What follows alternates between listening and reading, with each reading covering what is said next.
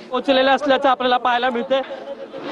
काय तुमची प्रामुख्याने मागणी आहे? मागणी शेतकऱ्यांच्या विषयी आहे, मागणी शेतकऱ्याविषयी आहे आणि हे गव्हर्नमेंट देवाभाऊचं गव्हर्नमेंट आहे।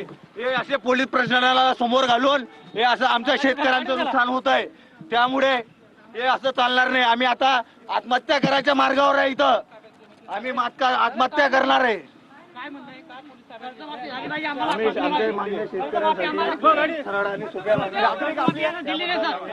शेतकऱ्यांचे कर्जमाफी व शेतकऱ्यांचं सिव्हिल खराब होत आहे।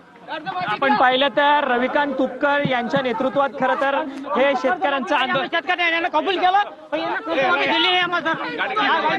तर आपण पाहिलं तर रविकांत तुपकर जे शेतकरी नेते आहेत त्यांच्या नेतृत्वात खरं तर मंत्रालयाच्या समोर आंदोलन होणार होतं आणि शेतकऱ्यांच्या विविध समस्यांकरता प्रश्नांकरता हे आंदोलन होणार होतं, परंतु मंत्रालयाच्या परिसरामध्ये मोठा पोलीस बंदोबस्त जो आहे तो तैनात करण्यात आलेला होता आणि